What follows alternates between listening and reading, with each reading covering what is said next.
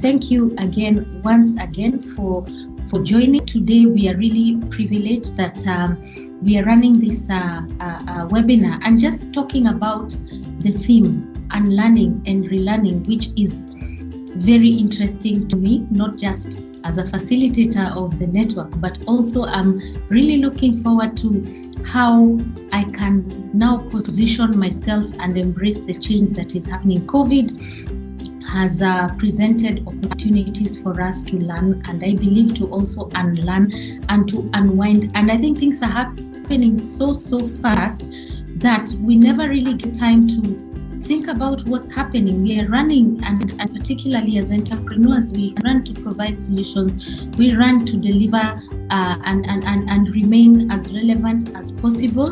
And we are indeed in the new normal. And I believe whenever there is anything new, we have to change a lot of things. We have to embrace a new mindset, embrace change. And I do believe that new normal that we are yet to really fully understand what it is, it will require that we learn new things, we reskill, we retool, we repurpose. That's the world that we find ourselves in, and it's quite an encouragement to see very many organizations join us this morning, because this is important to us. So this morning, we will be looking at how do we embrace change and thrive in the new normal, led by our facilitator.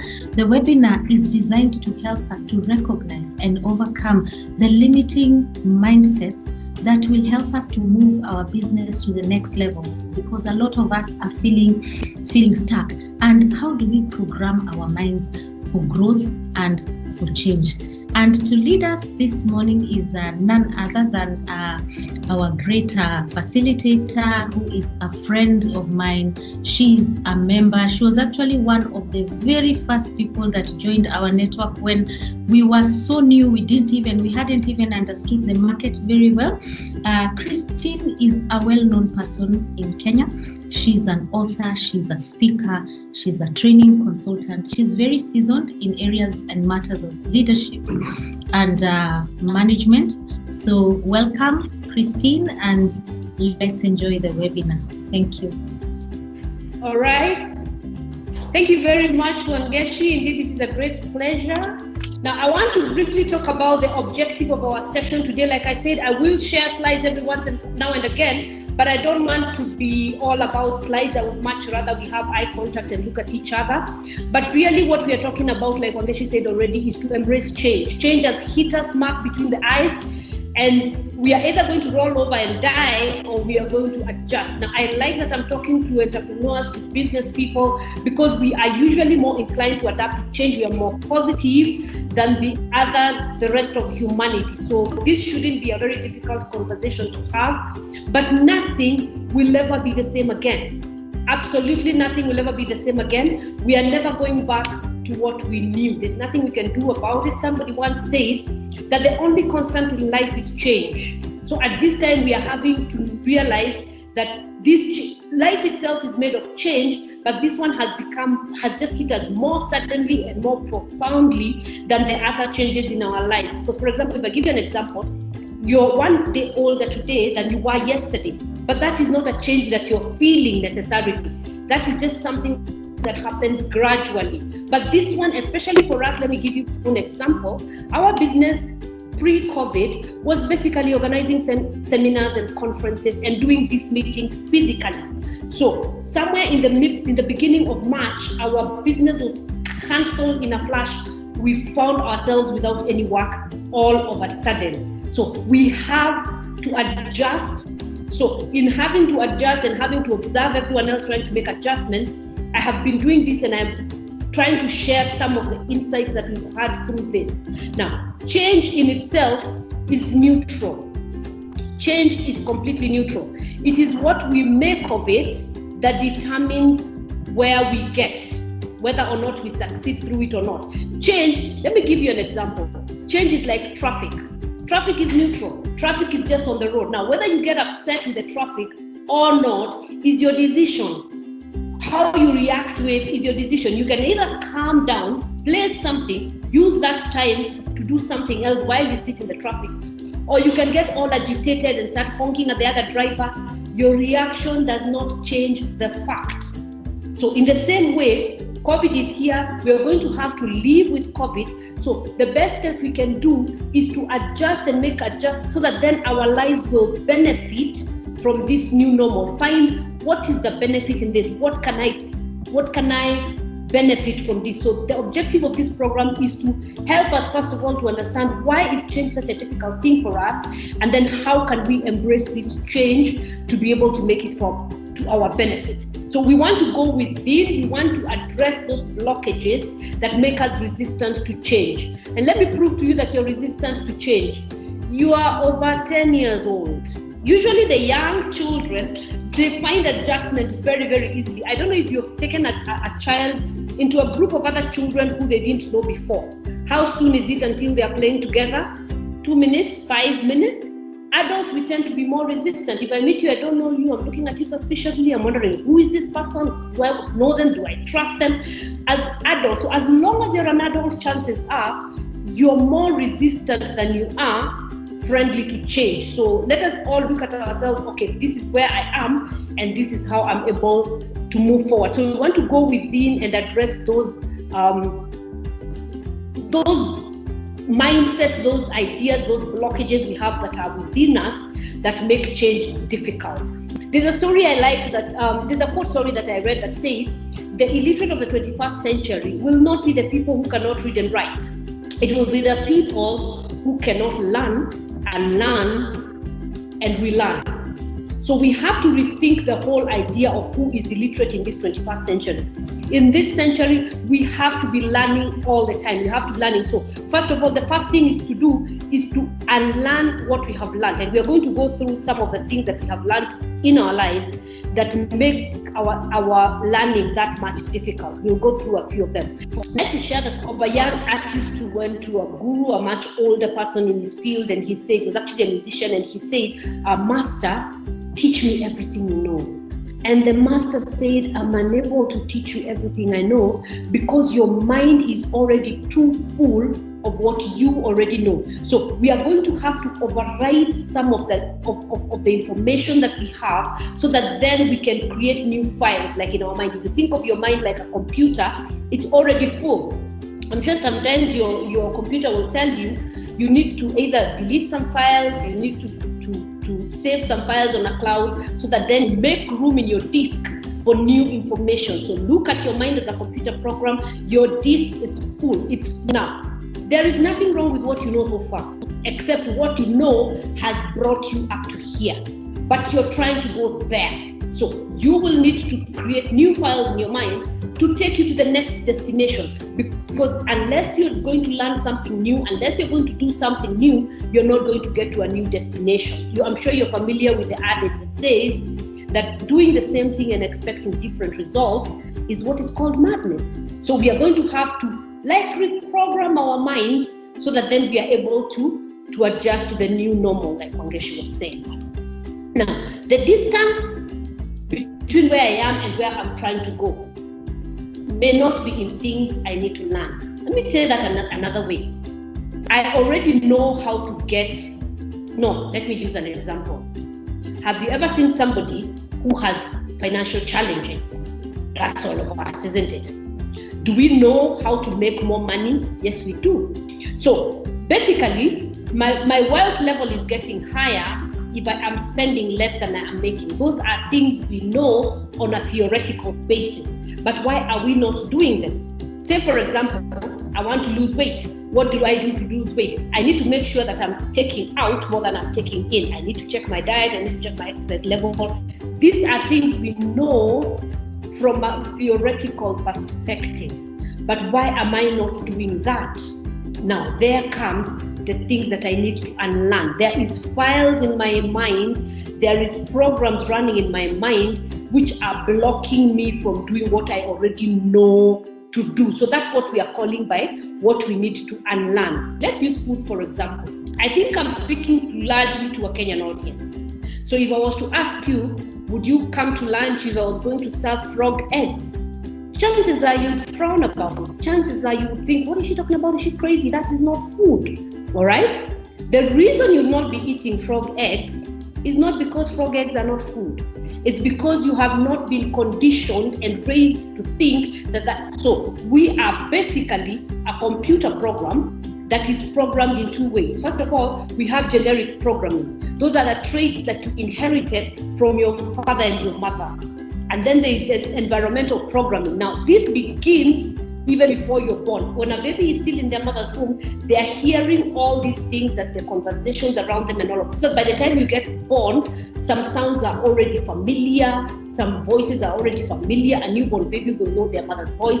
These are things. Now, the programming has already begun. Now, up to the age of 9 or 10, any information that a child gets goes directly to their subconscious mind. There's things you know that you don't know that you know. We only begin to develop our reasoning mind around the age of 9 or 10. Some children earlier than others, all of us are different. But up to that age, we are absorbing all the information that is coming out of the environment. So that, for example, a child who is raised in a family that has alcoholics, chances are so much higher that this child is going to become an alcoholic themselves when they become an adult. A child that is born in a family that has crime, I'm using negative examples because those are easier to observe.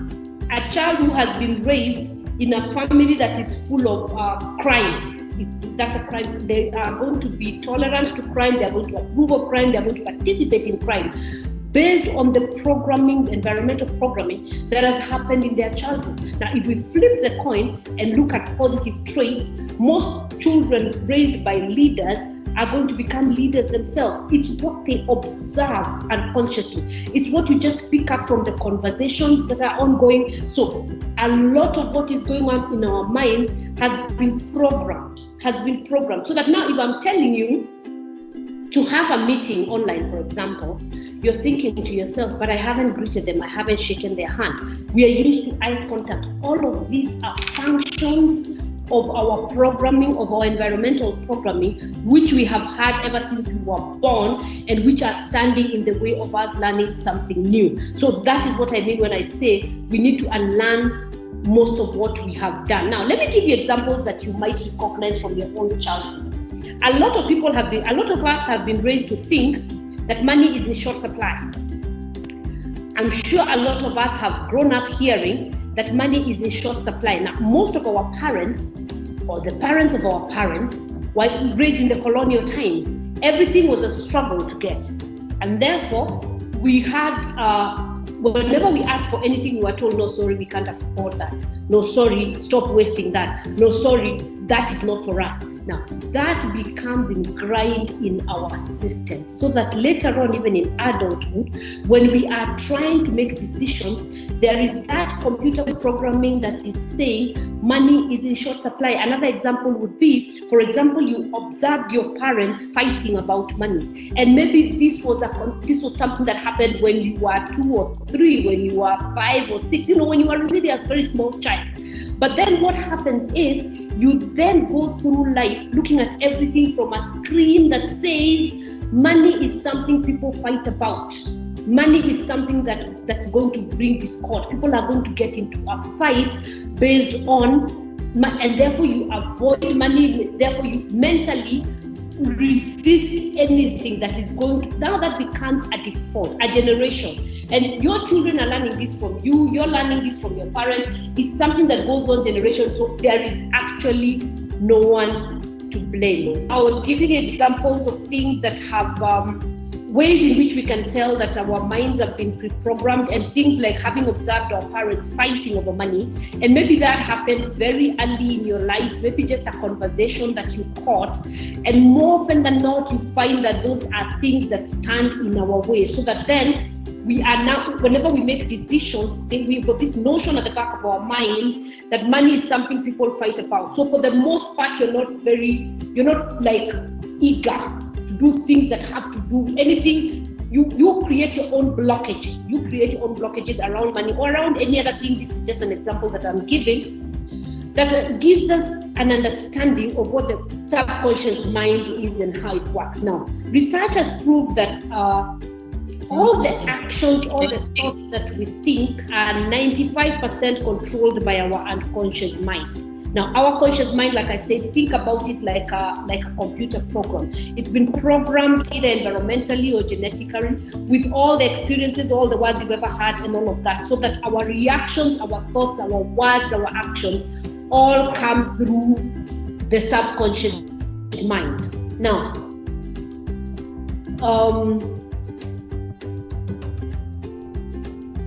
the subconscious mind is the one that deals with things like breathing, like the heartbeat, body temperatures, and all of that. But also the majority of our action is controlled through the subconscious mind. So those are the things that we've now made a basis of that. Now, you might ask yourself, okay, how then can I tell some of the things that I need to unlearn? How can I tell what it is I need to unlearn? Just look at your results, look at your life. What are the areas that you would like to improve? Now, all of us have got things we would like to do better.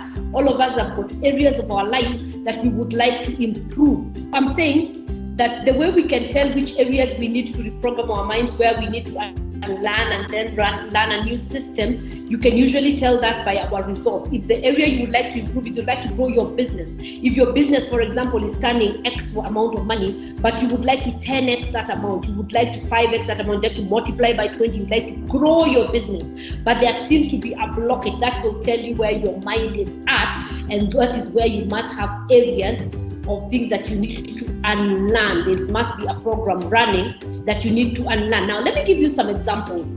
I'm sure you've had this. Better safe than sorry. Better safe than sorry.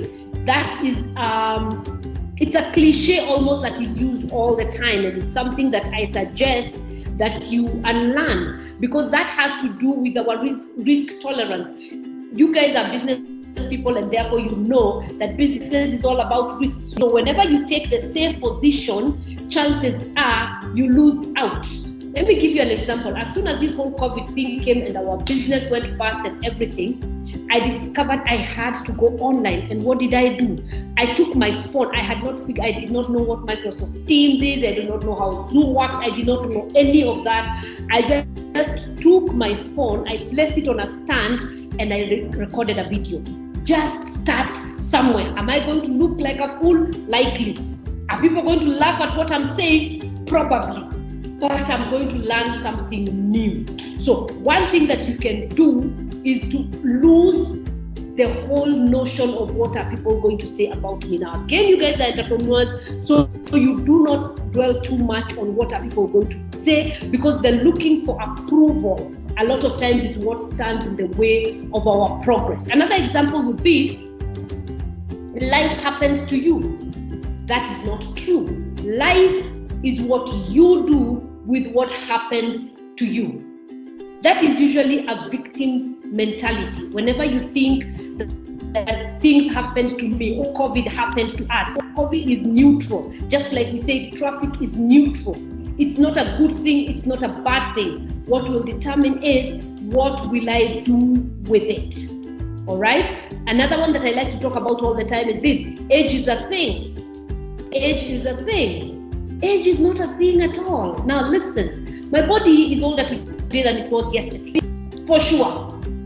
But your soul is eternal. Your soul is eternal. I love what a speaker said once.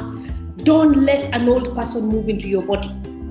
Because at the beginning of your life, you are too young to do things. You are not allowed to do this, you're young. You're not allowed to do this, you're too young. You're not allowed to do this, you're too young. And then suddenly, I don't remember when it happened, it flipped. And now you're too old. You're too old to start a new business. You're never too young or too old to do anything. In this technology world that we are in, we have seen people become billionaires who are less than 20 years old. Develop an app today and you'll be a $1 millionaire tomorrow. We have seen businesses start, and KFC is always the easiest example, by people who are over 75. So age is not a thing. Age is not a thing at all. I'm giving you examples of things that you might want to unlearn. Retirement is a thing. Now, listen. You guys are entrepreneurs, so I'm sure nobody that is in this meeting thinks that way. Retirement is not a thing. Retirement is something that was started when life expectancy was 45 years old. These are some of the things we have inherited from the industrial age, which was in the 1940s. And at that point, people lived to 45. So when they said you're going to retire at 55 and we'll pay you a pension, they didn't think you would survive till then. Now, the way life is working nowadays, we are living to be 100. So you can't very well stop your life when you're 60. You're barely halfway done. So retirement is not a thing. Just lose that and live your life without paying too much attention to what your age is based on the date of birth that you arrived on planet Earth. Skin color is a thing. Now, we have been brainwashed. Let's face it, guys. We were brainwashed to think something about the color of my skin makes me a better person, makes me a more trustworthy person, makes me this, that, or the other. None of this is true. I've seen this happen all the time. Somebody gets privileges, somebody gets trusted or not, based on their skin color, based on their background. These are some of the things we need to unlearn. I'm sure you have seen very competent people who come from the four corners of the world. I'm sure you have seen losers from all corners of the world. So age is not a thing. Skin color is not a thing. Another one is this that we need to unlearn. Your elders or your parents, they know best. I'm sure some of us are adults. I'm sure we are parents ourselves, and we have discovered that, listen, our parents were not right. Neither are we right. I cannot tell my children I know better than you simply based on I'm your mother. That's not necessarily true. Chances are a very good idea could come from somebody very young. So we can't go through life saying that the elders know best. There's a lot of things you learn from your elders which are not true. We need to unlearn them. We need to delete files. In fact, what I was just giving an example right now of skin color is a thing. That is something we inherited from our parents. They came from the colonial age that made them feel inferior, because of the colonial masters under whom they lived. So that is a notion we have inherited, which is simply not true. So we need to unlearn that. Now, there are ways in which we can reprogram our minds, and I want to give you a few examples of some of the things that we can do to reprogram our minds. Because if, for example, if you have been taught that you're now too old to do anything, maybe you had been employed and you were retrenched and you were told, oh, you served for 15 years, so now you have to leave. There is that idea in your head that you're too old. It's not as easy as delete. Now start thinking this way. It's not very, very easy to do. I want to give you some strategies that you can use in order to be able to reprogram your mind to move from where you are now to where you want to be. And the first one is this: repetition. You want to hear the same thing over and over and over again. I am the kind of person, if I find a good book, I read it and reread it and reread it. Some of my favorite books I have gone through with a green highlighter. You will know, because when you go through the pages, you will find highlights in green.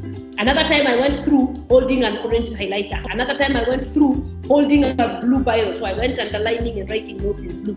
By the time, if you look at a book I've had a few years, it has so many different marks. The human mind learns by repetition. Don't listen to this once and think you have learned. Don't listen to good teaching. Don't read a good program once and think you have learned it.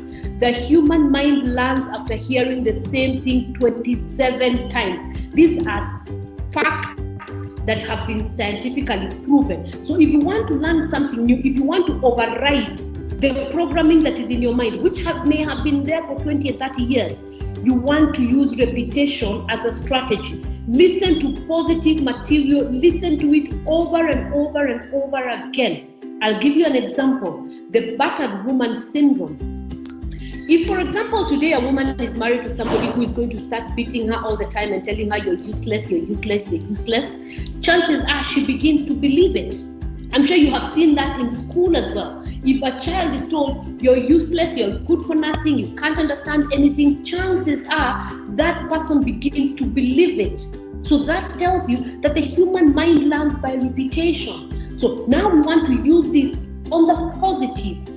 Play positive information all the time. And I'll give you practical ways. If you are doing the full day seminar, we would actually create programmed for you to use, but I'll give you a few hints as we go along. The next strategy after repetition is affirmation. Affirmation is otherwise known as the I am statements. I am rich and prosperous. I am this. Now, at the point of you writing these affirmations, they look like lies. You don't believe it. Listen, you have believed the opposite over the last 20 years. Chances are it will take you a minute to begin to believe the positive thing. So what I'm suggesting is this. Say them anyway. You can use affirmations by placing them in places you can see them. You can put sticky notes in your computer. You can make your computer screen, your phone screen. You can put sticky notes. You can write on your mirror. There are very many ways in which you can use affirmations. Just write down what you would like to be. Because if you have been raised like 95% of us have, it's difficult to convince your mind. If today you told me to run for president, my own mind would be rejecting it. My own mind would be telling me, Christine, listen, you're too ordinary. So if I can use affirmations, telling myself what I want to hear, and I use this, your inner conversation is the most important conversation. So the first strategy was repetition. The second strategy was affirmation. The third strategy is visualization. Begin to play mental movies of who you would like to be. Begin to play mental movies of, listen, even if today you are put in prison, there is nobody except you who controls the thoughts that you have in your mind. Or you have exclusive control on the thoughts that go on in your mind. One of my favorite movies is The Shawshank Redemption. I'm sure you've watched it. One of the leading movies in the world. I've watched that movie over and over and over and over. It's about this guy who went to jail for something he had not done, and he was in jail for at least 20 years. And at one point he was thrown in the seclusion, I'm forgetting what it's called. They have a seclusion cell where he was thrown for a month, and for 1 month he didn't talk to anybody. They gave him his food through a pigeonhole. He was in a dark place. When he came out, he was dirty, stinking, bearded, and all of that. And the fellow prisoners are asking him, how did you survive? He said it was the easiest of all, because he did not allow his mind to be in that seclusion room. You have exclusive control on your thoughts. Begin to play mental movies of what you would like, and that will have the effect of reprogramming your mind to be able to get to the destination of where you want to go. Because like I said at the beginning, the distance between where you are now and where you want to go is not in the things you need to learn, it's in the things you need to unlearn. Another strategy that I want to share is meditation. And meditation is not something complex. You don't have to be in any particular body. It's nothing religious. It's just going silent and going within. Some people prefer to do that in the evening. Some people prefer to do that in the morning. But the most important habit I ever created was in going within. There's a lot of answers that are within you. There's a lot of answers that are within you. So I really recommend that you learn the practice of meditation. I have said, in order to reprogram your mind, you use repetition. You hear positive material over and over and over again. You use affirmation. The inner conversation is the strongest conversation. Use I am statements to say to yourself what you want to hear, what you would like to become. Use visualization.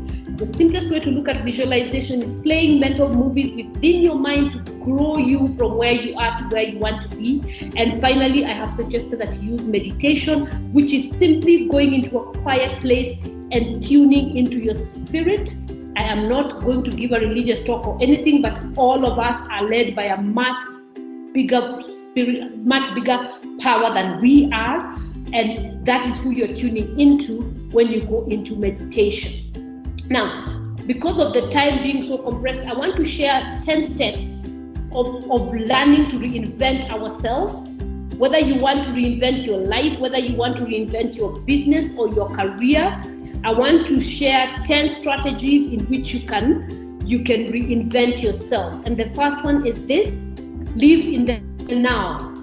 Live in the now. A lot of our problems are that we are either very afraid of what will happen in the future, or we are very regretful of what has happened in the past. All your regrets are in the past. All your worries are in the future. Now is pure. don't contaminate it. When you look at the past, there's a lot of shoulda, woulda, coulda. I should have done this, I could have done this, but none of those will change the reality. I want you to take an exercise today.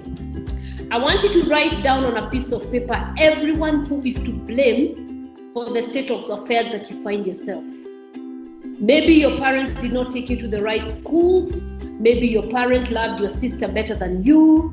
Maybe your competition went to the press and said nasty things about your business.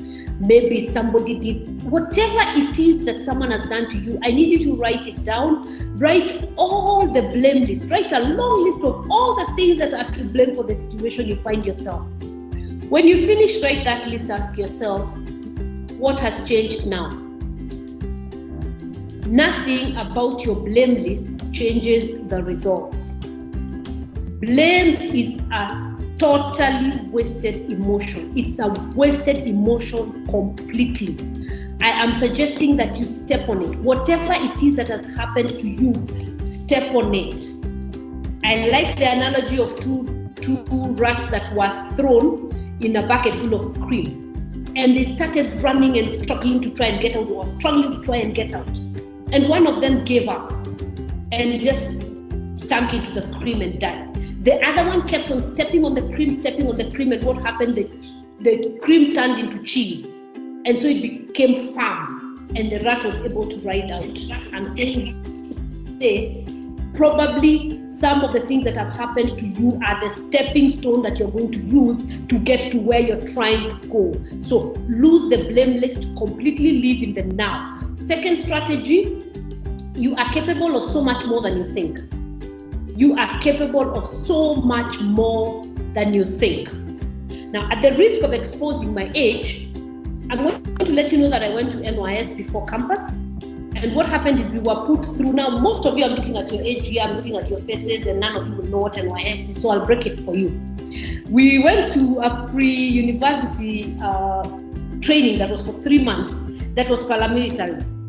Now, if you know me at all, you know that running is not my strength. Waking up at 3 a.m. to go marching, wear uniform, to do all the military things that we did for 3 months, it was the toughest physical thing I ever went through.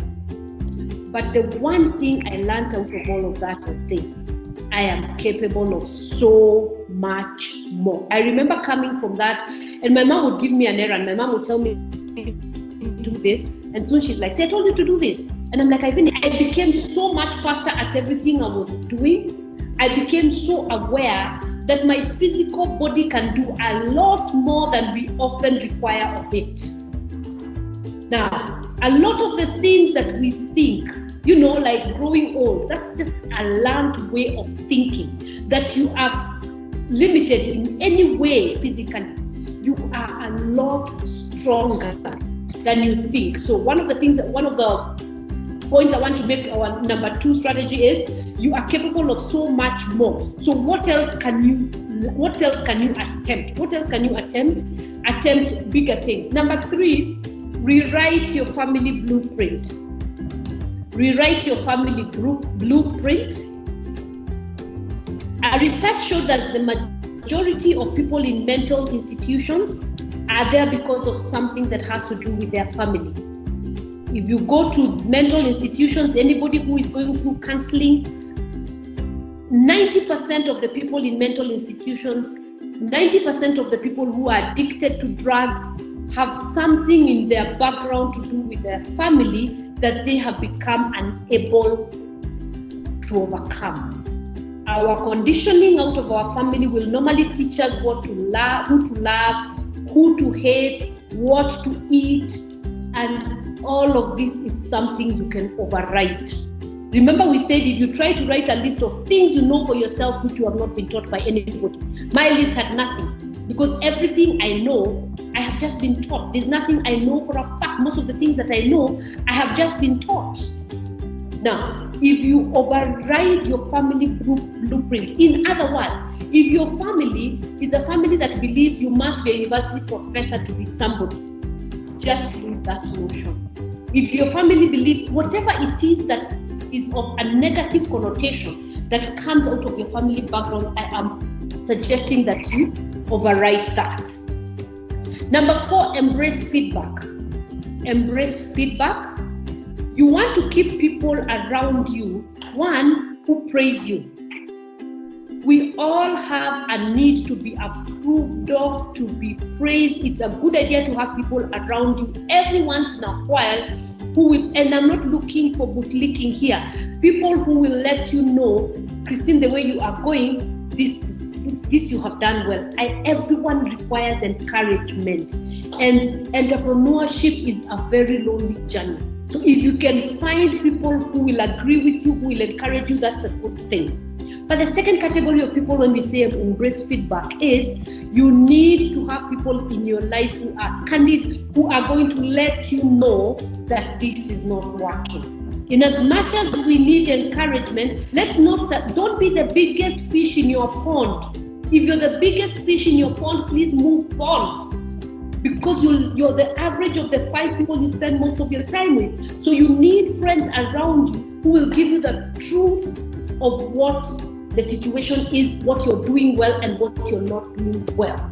Now, don't have people who will criticize you from malice, but have people who will give you constructive critique of what you are doing. So embrace feedback. Number 5, recreate reality. Recreate reality. Remember, we say that nothing is good or bad, but thinking makes it so. Thinking makes it so. There's a practice I like, and it's called pretend. I want to teach you how to pretend. Now, an actor makes a career of pretending to be the character. An athlete wins a medal by pretending not to be tired. A performer puts on a show by pretending not to be nervous and afraid. Now, a business person will succeed by pretending that all their clients smell like roses. I am very sure there are some clients you have who are not so pleasant to work with, but just pretend that they are. I'm very sure there's a lot of people in your family, in your circle of friends, who are not the most pleasant people to be around. Pretend that they were. So that if you have to call Christine and think, oh my God, look at this woman, just pretend I'm a nice person. Just pretend I'm a nice person. Just call me if you have to, because only reality you're sure of is the one you have created. So recreate reality, pretend that things are good which are not, and you will be surprised to find that now they are. Now, number 6, get in the driver's seat. Get in the driver's seat. Become action-oriented. Become action-oriented. Things don't happen, things are made to happen. Now, ladies and gentlemen, even COVID-19 was made to happen. It didn't just happen. Let us make sure that we are proactive rather than reactive. Now, if you need to have a difficult conversation, if you need to make a difficult decision, do it first thing. That is something I have to learn myself. Some conversations are hard, you don't know, this client you need to call, they're not very pleasant. Do it first thing, get it over with, because what is happening is, it stays at the back of your mind and distracts other things you could be doing. So you want to make sure that you do those things that are difficult to do fast. That helps you to operate from a place of strength, because if there's a client whose delivery was not going to happen on time, if there's a client whose payment would come on time, the sooner you let them know, the better. That way you're being proactive rather than reactive. That way you're operating from a place of strength. Communicate with confidence. Be the kind of person who communicates with confidence. We have a lot of training programs in our system that have to do with communication, because if you could improve only one skill to further your business, then that would have to be your skill to communicate. Now, speak up at every opportunity. Whenever you're in a forum for business people, whenever you find yourself in a meeting, whether online like we're doing now, or when we go back to reality, make sure that you speak up. Because a lot of times opportunities will come to you because you're volunteering, because you're the one who speaks up. Work for free. Work for free. A lot of times the only way you will be able to expose your business, to expose your gift and talent, is if you do something for free. The nearest example that comes to me is a time when I was running a property magazine, and the guy who did our graphics, One day we are having a conversation and he told me, my actual skill, my strength, my pet project is drawing cartoons. And I told him, really, that sounds very nice. Draw a cartoon every month. I will carry it in the magazine and I will put full credit. The cartoon has been done by so just make it relevant to our theme of the magazine and we'll carry it in the magazine every day. He said no, because I wasn't going to pay him extra. I thought that was very unfortunate because it's been years since then and I still get people calling me who are holding that magazine. And anything that you do will usually pay you back later. So don't be so focused on how much are they paying me? How much are they paying me? Give of yourself. Give of yourself and you will be surprised because you basically make money based on how many people you're serving. So if you're trying to grow your business, ask yourself, how many people is my business serving? How many solutions am I providing? Because money is a function of how much we are able to serve other people. So get in the driver's seat of your life. Become action-oriented. That's my number 7. Become action-oriented. There's a quote I like that says, I hear and I forget, I see and I remember, I do and I understand. What I mean by this is become the kind of person who tries new things. Doing is what teaches your subconscious mind. You can listen forever, you can write down notes forever, but it's the things that you do. An easy example would be riding a bicycle. You can watch people ride bicycles all your life. You will never learn how to ride a bicycle until you get on a bike. And so it's the things that you're doing. Try new things all the time. Better to try and fail than never having tried at all. Now, usually on this one, we are hurt by our education system, which tends to discourage wrong answers. We usually told, this you have done right, this you have done wrong, which hurts our attempts at doing things. I am proposing that you become the kind of person who fails your way to success. One of my favorite shows to watch on TV is Shark Tank, where entrepreneurs come and present their ideas and their businesses for funding by the billionaires that are known as the sharks, quote unquote. And there's one thing that was said on Shark Tank that stayed with me. They say that you only ever have to be right once. You can go opening and closing businesses, you can lose money, you can go bankrupt 1,000 times.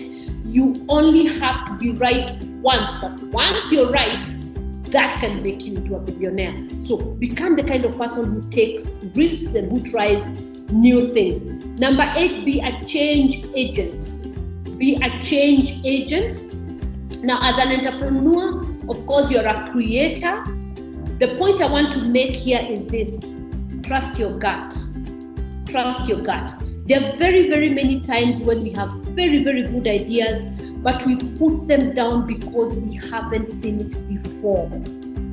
The best ideas are the ones you haven't seen before, because that means that you are an inventor. That means you're coming up with something new that hadn't been done before.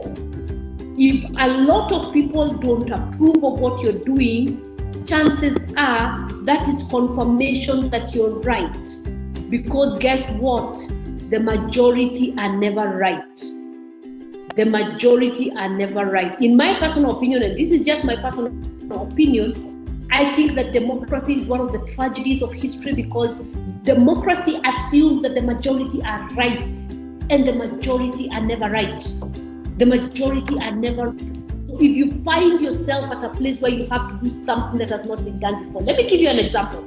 During this whole COVID thing, we started to do online training. Like I said, we have been doing conferences and seminars and trainings in training rooms and in hotels and all of that. And this comes around and I'm trying to sell an online program. I happened to be having a conversation with a managing director. And I told him, I'd like to sell you guys this training. I'd like to do this. And I explained all of that. And he said, but that has not been done before. I was like, excuse me? Wait, I thought I'm talking to the MD. Is it an MD's job to chart the way forward? How is it you're an MD and you're telling me this hasn't been done before?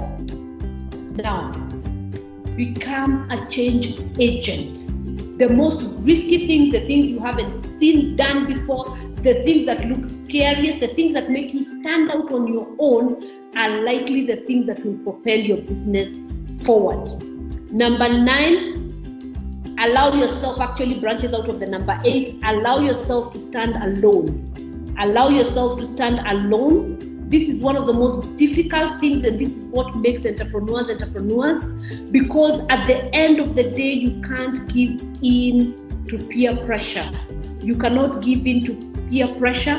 It is when you compare what other people are doing, trying to do what the other person is doing, that is when you kill creativity. There is only one you. There is absolutely one you. Now, a good note here for us parents: allow your children to have a mind of their own. If one of your children is not, where our parents all wanted us to become engineers and doctors and lawyers, that generation has passed, and we have agreed that we are never going back to the old normal. Allow your children to think for themselves, because you never know what they are coming up with. Don't keep on looking back. If you are a runner, for example, and we are Kenyans and so we relate to racing. If you're in a race and all you're doing is turning and looking behind and turning and looking behind, that is the surest way to lose the race. Even when you're running, you're looking at what the other person is doing on the side, this other side. That's the surest way to lose the race. Just allow yourselves to stand alone. Compete with the better version of yourself. I like the interview that interviewed, I forget his name right now, a really accomplished person, and he was asked, what does he aspire to? And he said, I aspire to be the best version of me that I can be. I aspire to be the best version of me that I can be. So allow yourself to be alone. And finally, number 10, go within. Go within. I talked about this already. Tune into your spirit. I do not know what you believe religiously, and this is not a religious conversation, but you will only be as successful as you're able to tune into your spiritual side. An easy way to do that is to mind your thoughts between the hours of 3 and 5 a.m. If you find yourself with an idea in the middle of the night, I strongly suggest that you get up and write it down. Now with technology, you have your phone beside you. Just make a note of what ideas you have. A lot of my solutions, a lot of my creativity, a lot of the things that I do, I tend to come up with them during that time. So be careful to act on ideas that come to you at this time of the day. They are usually direction from your spirit, and usually they will take guts to implement. But once you implement those, you will see that you're getting to a much bigger place than you are at the beginning. Let me just share this, that the distance between where you are and where you want to go is not in what you need to learn, but it is in what you need to unlearn. Thank you very much, ladies and gentlemen. We can go into Q&A. That's my contact, but then that's going to be shared at the end of the session. I'd like to hand back over to Wangeshi. Wow, Christine, thank you so much. We are now ready to take on the questions, the Q&A. This morning, she started by taking us through 4 strategies. First of all, on areas where we need to unlearn. Christine has talked about reputation, affirmations, visualization, and meditation. And then she went on to take us through 10 strategies for reinventing ourselves. And I must say that this is the right time for us to be receiving this kind of information. We are finding ourselves on lockdown, and some of us are stuck. Some of us have closed our businesses, or maybe we are facing different challenges during very new and challenging times. And we have received some very good tips and strategies. Actually, one of the greatest insights I've received this morning is on her last point. Go within, that was the point. And then tune to your spiritual side and mind your ideas at this time. So could it be, that's why sometimes I'm so blank with ideas, that at that time maybe I'm very busy snoring or dreaming, but I'm going to be more conscious about what comes in and comes on at that time, and jot it down and act on it. So that was my insight this morning. What's yours? I've actually seen one of the very interesting comments here by Sultan. Pretend. The reason why con men con people is because they are successfully and professionally pretend to be real, and you become convinced they're real. So thank you, Christine. Great points. So thank you. And there's a question here by Sultan. Christine, shed light on how to navigate challenges of resistance to changes outside, from outside your forces as well as within. And then there is still a question on, please can you guide on how to let go of those things, attitudes, dislikes of the past and present, so as to embrace the future. So there are questions. One is on how to navigate the challenges of resistance to change, both from outside, I guess from within and without. And the other one is, please guide us on how we can let go, and particularly of attitudes, likes, dislikes of the past, present, and so as to embrace a better future. All right. Thank you so much. I'm trying to catch up with all the questions that they're coming into the chat box. Thanks, Wangeshi, for your help. Yes, I had seen the question on how to let go. First of all, it's a good idea to appreciate that it's never easy to let go. It's never easy to let go. I can give you an example out of my own life. When I had to let go of a relationship, and it was very, very difficult to do so. And what I did was I allowed myself, remember we talked about visualization? I allowed my mind to see this person walking away. Whenever I thought about this, and it had been a business relationship, and I was at the place where I knew that this was not going to help me, but I had been clingy. All of us know what it's like to break up in a relationship. I was visualizing over and over, just watching this person walk away. Remember, you are the controller of your own thoughts. So I would play a mental movie over and over. Whenever I thought about this person, I visualized them walking away. I visualized so that all I'm seeing is the back of this person walking away. So that in your mind, you begin to develop the idea that this person is no longer in my life. I have used that as well when I have to forgive. Because I mentally, I either do something nice for the person I'm trying to forgive, or I mentally, if it's not someone I'm able to reach out to physically, then I mentally possibly see myself giving them roses, either doing something, telling them thank you. This is all things I'm doing in my own mind in order to be able to let go. First of all, appreciate that it's never easy. It's not something that is going to happen very quickly. All of us have got different ways in which we let go, and it depends on the situation. Sometimes it can take a very long time for you to recover, especially when it's a negative experience that you've had, or when you've had a loss, whether it's of business or of a person or something. But letting go is something that will happen in your mind. Allow yourself the time, and remember, the control of your mind is entirely yours. So allow yourself to play positive rather than negative images of the situation. On behalf of Invest Enough, we'd like to thank you very much for your patience and for keeping on despite this hitch.